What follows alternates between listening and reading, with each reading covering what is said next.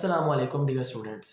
मैं हूं हसन फराज, आपका दोस्त, आपका टीचर और आपको एक बेहतरीन गाइड करने वाला। डियर स्टूडेंट्स, आज जो हमारा लेक्चर है वो है फ़िज़िक्स क्लास 9th पे। फर्स्ट लेक्चर के अंदर हमने देखा कि फ़िज़िक्स की हिस्ट्री क्या है, फ़िज़िक्स स्टार्ट कहाँ से हुई, और आज वाले लेक्चर के अंदर हम फ़िज़िक्स को प्रॉपरली स्टार्ट करने वाले हैं with the branches of physics. So कुछ ब्रांचेस हम आज डिस्कस करेंगे और कुछ ब्रांचेस हम नेक्स्ट वाले लेक्चर के अंदर डिस्कस करेंगे। सिर्फ ब्रांचेस की डेफिनेशन नहीं मैं आपको बताऊंगा, बल्कि उनके कंसेप्ट्स, उनकी एप्लीकेशंस और उनका हमारे पास कैरियर क्या है वो सब कुछ बताऊंगा। तो वीडियो एंड तक जरूर देखें। तो चलें स्टार्ट करते हैं अपनी class. Today is our lecture number 2 of physics, branches of physics, lecture number 2। आज के लेक्चर के अंदर जो हमने ब्रांचेस पढ़नी है, the first one is mechanics, second one heat, then sound, then light and then electricity and magnetism. So start करते हैं अपनी पहली ब्रांच से, which is the mechanics. It is the branch of physics that deals with the study of motion of objects. Motion of objects के अंदर के एक एक आपके पास बॉडी है, वो मोशन किस तरह से कर रही है उसके बारे में। इट्स काज, उसके मोशन करने की वजूहात क्या है, उसके ऊपर कौन कौन सी फोर्स अप्लाई हुई और तब उस बॉडी ने रेस्ट से मोशन के अंदर गई। मतलब वो पहले साकिन थी और फिर उसके बाद वो हरकत के अंदर चली गई, तो क्यों गई, उसके काजेस क्या हैं, और फिर अगर वो मोशन के अंदर चली गई है तो उसके इफेक्ट्स क्या हैं, वो सब कुछ हम स्टडी करते हैं मैकेनिक्स के अंदर। The study of motion of objects, it's causes and in effects. Next one हमारे पास आती है जी टाइप्स ऑफ मैकेनिक्स। मैकेनिक्स के हमारे पास बेटा दो टाइप्स हैं, डायनामिक्स एंड स्टैटिक्स। ठीक है जी। अब हमारे पास इसके कुछ सब फील्ड्स भी, अब हमें पता होना चाहिए कि डायनामिक्स क्या है और स्टैटिक्स क्या है। डायनामिक तब से स्टार्ट होती है जब हमारे पास कोई भी बॉडी मोशन के अंदर आ जाए। ठीक है। अब वो मोशन के अंदर है, चल रही है मुसलसल अपने मोशन के अंदर है, और अब उसके कौन कौन से काजेस थे और वो क्या क्या इफेक्ट प्रोड्यूस कर रही है, हम सब कुछ डायनामिक्स के अंदर पढ़ रहे हैं। लेकिन स्टैटिक्स के अंदर, स्टैटिक्स का मतलब भी होता है साकिन। ठीक है। तो इसका मतलब है कि जब बॉडी स्टार्ट हुई, उसने अपना मोशन कवर किया, उसके ऊपर इफेक्ट्स अप्लाई हुए, लेकिन उसके बाद वो दोबारा रेस्ट के अंदर चली गई बॉडी, तो अब हम जो उसकी पूरे उसका डायग्राम था, पूरा साइकिल था, एक स्टार्ट होने से लेकर एंड होने तक, वो सब कुछ हम स्टडी करेंगे under the statics. Subfield, it include subfield such as classical mechanics. अब क्लासिकल मैकेनिक्स भी होती है which deals with the motion of object under the influence of force, जिसके अंदर हम स्टडी करते हैं motion under the effect of force. जब फोर्स अप्लाई होती है किसी रेस्ट वाली बॉडी पे तो वो मोशन के अंदर चली जाती है। इसको हम मैकेनिक्स तो कहते हैं, लेकिन कौन सी मैकेनिक्स कहते हैं? क्लासिकल मैकेनिक्स कहते हैं। अंडरस्टैंड। नेक्स्ट हमारे पास आती है क्वांटम मैकेनिक्स। अब क्वांटम मैकेनिक्स क्या है? which deals with the motion of particles on a very small scale। अब क्वांटम मैकेनिक्स के अंदर हम एक बॉडी को नहीं, लेकिन बॉडी के एक एक पार्टिकल को स्टडी करेंगे, बहुत ही स्मॉल लेवल के ऊपर जाके, कि बॉडी रेस्ट पे थी, वो मोशन के अंदर आई, उसके एक एक पार्टिकल के ऊपर क्या इसका असर हुआ, ये सब कुछ हम स्टडी करेंगे अंडर द क्वांटम मैकेनिक्स। आपके पास, या मैंने मैकेनिक्स की आपको एक पेंडुलम की एक पिक दिखाई है, जिसके अंदर आपके पास बॉल स्ट्राइक होता है, पहले रेस्ट पे था, अगर आप एक बॉल उनके ऊपर रब करते हैं तो वो सारे हिलना स्टार्ट हो जाते हैं, इन द मोशन के अंदर आ जाते हैं, और study of motion of objects, it's cause and effects को ही हम क्या कहते हैं? मैकेनिक्स कहते हैं। सेकंड हमारे पास आती है जी हीट फिजिक्स।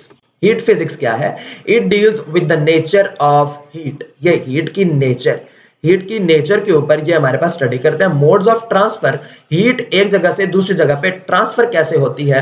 फॉर एग्जांपल, आप चूल्हे के ऊपर बैठे हैं, हाथ सेक रहे हैं, तो आपके हाथों तक वो हीट किस तरह से पहुंच रही है, ये सब कुछ हम हीट फिजिक्स में स्टडी करते हैं। और इफेक्ट ऑफ हीट, उसकी वजह से आपके बॉडी के ऊपर क्या इफेक्ट होता है, ये सब कुछ हम किस में स्टडी करते हैं? हीट फिजिक्स में स्टडी करते हैं। पहला क्वेश्चन आता है कि हीट है क्या? जाहिर सी बात है, what is heat?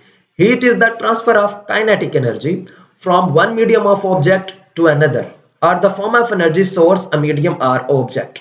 Heat basically हम कहते हैं ट्रांसफर ऑफ काइनेटिक एनर्जी को। काइनेटिक एनर्जी एनर्जी की एक टाइप है जो कि हमारे पास मोशन की वजह से होती है।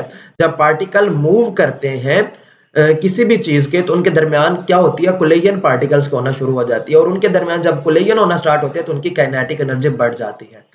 और medium or object to another or form of energy source a medium or object. इसके अंदर हम स्टडी करते हैं कि एक मीडियम से दूसरे मीडियम के अंदर, फॉर एग्जांपल हीट चूल्हे से लेके आपके हाथ तक किस तरह से आई, एक मीडियम, अब दरमियान में हवा का मीडियम आया, फिर आपके हाथों तक आया, तो एक मीडियम से दूसरे मीडियम के अंदर वो कैसे गई। Or from an energy source, एक एनर्जी का सोर्स है, कैंडल एक एनर्जी सोर्स है जिसके ऊपर हमारे हमें क्या मिल रही है, हीट, हीट भी एक एनर्जी है, ठीक है। Source to the medium or object, और कैंडल की वजह से हम रोशनी कर रहे हैं, तो कैंडल की वजह से रोशनी किस तरह से हो रही है, ये सब कुछ हम हीट के अंदर स्टडी करते हैं। नेक्स्ट हमारे पास आती है हीट ट्रांसफर किस तरह से हो सकती है, हीट के मोड ऑफ ट्रांसफर कितने हैं। हीट के मोड ऑफ ट्रांसफर बेटा हमारे पास 3 है। The first one is conduction, the second one is radiation and the third one is convection. Conduction के थ्रू हम कंडक्ट करते हैं हीट को, रेडिएशन जैसे सूरज से आप तक पहुंच रही है हीट, वो हमारे पास क्या है, रेडिएशन है, और कन्वेक्शन हमारे पास थर्ड वन होती है। ये आपके पास मैंने आपको एग्जांपल दिखाई है हीट की, किस तरह से एक आपके पास फायर से आपके हाथ तक किस तरह से हीट पहुंचती है with the help of radiation, with the help of convection, with the help of conduction. And the third one is the sound. What is sound? It deals with the physical aspects of sound wave. Sound waves किस तरह से produce होती हैं और उनकी properties क्या और उनकी एप्लीकेशंस क्या हैं, ये सब कुछ हम साउंड फिजिक्स में पढ़ते हैं। एस्पेक्ट्स ऑफ साउंड वेव्स, यानी कि आपके कान से जब कोई बंदा आपके पास खड़े होकर बात करता है, उसकी बात आपके कान तक किस तरह से पहुंचती है, दरमियान में हवा की वजह से पहुंचती है। अब हवा के अंदर क्या होता है कि हमारे पास पार्टिकल मौजूद होते हैं, जब जैसे पार्टिकल एक दूसरे से अट्रैक्ट करते हैं, एक दूसरे के साथ कोलिजन करते हैं, तो हमारे पास एक वेव बनाते हैं जिसको हम कहते हैं साउंड वेव, और साउंड वेव की मदद से वो आपके दूसरे भाई के बोलने से लेके आपके कान के सुनाई देने तक सारा प्रोसेस हो जाता है, और ये विद इन नैनो सेकंड्स आपके पास परफॉर्म हो रहा होता है। Production of sound, sound produce किस तरह से होती है। Sound wave consist of vibrating particles. पहली बात तो आपको पता होनी चाहिए कि इसके अंदर क्या होते हैं, वाइब्रेटिंग पार्टिकल्स होते हैं। मैंने आपको बताया दरमियान में हवा मौजूद होती है और दरमियान के अंदर वाइब्रेशन होती है आपके पास। These particles knock into other particles causing them to vibrate। जब एक वाइब्रेट करता है तो वो दूसरे के साथ टक्कर करता है, जब दूसरा टक्कर करता है तो वो तीसरे के साथ टक्कर करता है। इस तरह से पार्टिकल्स के दरमियान क्या होती है, कोलिजन होना स्टार्ट हो जाती है। And also sound can travel away from the source, और इस तरह से हमारे पास साउंड किसी सोर्स से दूर मुंतकिल हो रही होती है। यू कैन हेयर साउंड, आप आवाज सुनते हैं, because of vibration in the air, air के अंदर वाइब्रेशन होती है। cause your ear drum to vibrate, और वो एयर क्या करती है, आपके ईयर ड्रम को क्या करती है, वाइब्रेट करवाती है। This vibration is converted into signal, ये वाइब्रेशन हमारे पास सिग्नल के अंदर कन्वर्ट होता है, जो कि हमारे नर्व ऑफ ब्रेन जिसको कंडक्ट करके आपके स्टिमुलाई के थ्रू आपके कानों तक उसे ट्रांसफर कर देते हैं और आप उसको सुन लेते हैं। सिंपल प्रोसेस है। सबसे पहले क्या होता है, एक बंदा बोलता है, दरमियान में हवा मौजूद होती है, हवा की वजह से क्या होता है कि एयर के पार्टिकल्स आपस में कोलिजन करना स्टार्ट कर देते हैं। जैसे ही वो आपस में कोलिजन करते हैं, उसकी वजह से हमारे पास क्या होता है, वाइब्रेशन प्रोड्यूस हो जाती है। जैसे वाइब्रेशन प्रोड्यूस होती है तो ईयर ड्रम जो होता है वो वाइब्रेट करना स्टार्ट कर देता है, और हमारे पास नर्व टू ब्रेन वो फिर हमारे पास पहुंच जाते हैं। The third one is the dependence of sound, कि साउंड किस किस चीज पे डिपेंड कर रही होती है। The speed of sound depends upon the density and the elasticity of medium through which it travels। ठीक है जी, डेंसिटी के ऊपर और इलास्टिसिटी के ऊपर, ये इंशाल्लाह सब चीजें हम आगे जाके इनको डिटेल बाय डिटेल पढ़ेंगे। यह आपके पास है स्पीकर 1 से लेकर उसके कान तक पहुंचने का सारा प्रोसेस मैंने आपको बताया है। एक हाई इंटेंसिटी और एक लो इंटेंसिटी, ये इंटेंसिटी वाला लेक्चर इंशाल्लाह हम आपको आगे जाके इसके ऊपर प्रॉपर लेक्चर देंगे पूरा। अभी तो सिर्फ इसकी स्टार्ट है, शुक्र करें कि स्टार्ट के अंदर भी आपको इतना सब कुछ बता दिया है किसी ने कि वो प्रोड्यूस किस तरह से होते हैं। अदरवाइज बुक्स के अंदर और बाकी टीचर्स तो आपको रट्टे लगवा रहे होते हैं कि आपने सिर्फ डेफिनेशन ही करनी है, लेकिन हम आपको इंशाल्लाह कंसेप्ट प्रोवाइड कर रहे हैं। The fourth one is the light optics. ठीक है, लाइट का दूसरा नाम हमारे पास क्या होता है जी, ऑप्टिक्स होता है। It is the study of physical aspects of light. ये हमारे पास क्या होता है, physical aspects of light, its properties, working and use of optical instruments. इसके अंदर हम क्या करते हैं, लाइट के फिजिकल एस्पेक्ट्स देखते हैं, उसकी प्रॉपर्टीज देखते हैं, उसकी वर्किंग देखते हैं, और उसके हम ऑप्टिकल इंस्ट्रूमेंट के बारे में भी हम स्टडी करते हैं। फॉर एग्जांपल मुझे ग्लासेस लगी हुई हैं, ये ऑप्टिकल इंस्ट्रूमेंट है। मैग्नीफाइंग ग्लास डॉक्टर के पास होता है, माइक्रोस्कोप आपके लैब के अंदर पड़ा होता है, सब के सब अब आपके पास क्या है, ऑप्टिकल इंस्ट्रूमेंट्स हैं। प्रॉपर्टीज ऑफ लाइट हमारे पास क्या है जी, सबसे पहली प्रॉपर्टी लाइट की हमारे पास क्या है, इसकी the primary property of lights are intensity, उसकी शिद्दत कितनी है। जाहिर बात है, एक आपके पास छोटा बल्ब है और एक आपके पास बड़ा बल्ब है। अब उस छोटे बल्ब की लाइट की शिद्दत और होगी, और एक बड़ा आपके पास बल्ब है उसकी लाइट की शिद्दत आपके पास और होगी।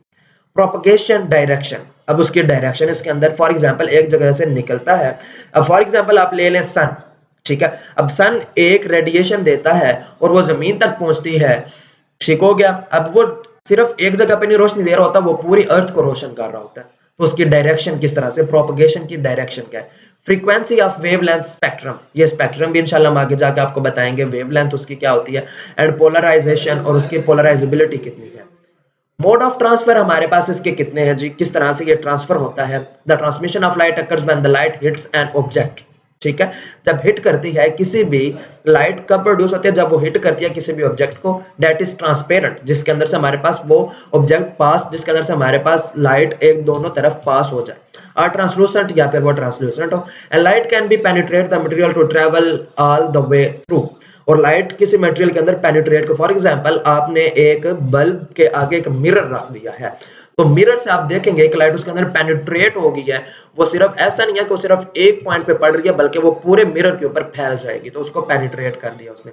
ये आप देख सकते हैं एक लाइट के सिंगल सोर्स दरमियान में हमने एक प्रिज्म रखा है और उसके आगे उसके सेवन लाइट्स के कलर आपको मैंने दिखाए हैं कि एक व्हाइट लाइट के अंदर आपके पास बेसिकली कितने कलर्स होते हैं। The last one is the electricity and magnetism. It is the study of charges at rest and in motion, their effect, their relationship with magnetism. ठीक है जी, चार्जेस की स्टडी। अब वो रेस्ट पे हैं तो वो किस तरह से हैं, मोशन के अंदर जब चार्जेस आते हैं तो करंट बनता है, उसकी स्टडी होती है। फिर उनके इफेक्ट्स क्या होते हैं और इनका relationship with magnetism. Electric field और मैग्नेटिक फील्ड, ये भी आपके आगे वाले चैप्टर्स के अंदर इंशाल्लाह आपको प्रॉपर इसके ऊपर लेक्चर दिया जाएगा, बताया जाएगा आपको। Electricity, the phenomena associated with the stationary or moving electric charges. The phenomena associated with stationary का मतलब होता है रुके हुए charges, and moving electric charges, और जो move कर रहे होते हैं electric charges को, उनके अंदर हम स्टडी करते हैं, किसके अंदर, इलेक्ट्रिसिटी के अंदर। In electricity the particle involves is the electron, basically चीज हमारे पास क्या होती है, इलेक्ट्रॉन होती है। जब वो मूव करता है इलेक्ट्रॉन सर्किट के अंदर तो आपके पास करंट प्रोड्यूस होना स्टार्ट हो जाता है, which carries a charge designated by the convention as negative, ठीक है। जो कि हमारे पास जिसको हम चार्ज डेजिग्नेट हमने कौन सा किया है जी, नेगेटिव चार्ज हमने उसको दिया हुआ है। मैग्नेटिज्म हमारे पास क्या होता है, magnetism is the force exerted by the magnets when they attract और रिपेल ईच अदर, ठीक है। जाहिर सी बात है, दो मैग्नेट्स बचपन के अंदर तो सभी ने ये पंगे लिए होते हैं कि वो मैग्नेट्स के दो पोल को एक दूसरे के साथ कभी मिलाने की कोशिश करते हैं तो वो नहीं मिल रहे होते, तो आप धक्के दे दे के उन्हें मिलाने की कोशिश करते हैं, लेकिन फिर भी वो नहीं मिलते, क्योंकि उनके सेम पोल होते हैं, वो दूसरे के सामने आए हुए होते हैं, तो वो किस तरह से करें। And the third one is the relationship between both of them, तो ये आपके पास है इलेक्ट्रॉन जब किसी मूव करना स्टार्ट करता है, एक इलेक्ट्रॉन मूव करता है इलेक्ट्रिकल फील्ड के अंदर से, और जब हम उसके किसी मैग्नेट के अंदर से गुजारते हैं तो उसकी मैग्नेटिक फील्ड किस तरह से बनती है, ये इंशाल्लाह नेक्स्ट टॉपिक्स के अंदर आपको सारा कुछ क्लियर करके बता दिया जाएगा। Thank you students. अब हम बताते हैं कि आपको इसके इंपॉर्टेंट क्वेश्चंस क्या हैं। Definition of every branch is very important, ठीक है। हर साल कम से कम 2-3 क्वेश्चन तो जरूर आते हैं ब्रांचेस के अंदर से। Most important is heat, electricity and magnetism. Heat और इलेक्ट्रिसिटी बहुत ही ज्यादा इंपॉर्टेंट है, and light physics and sound physics को आप उससे थोड़ी कम अहमियत दे सकते हैं।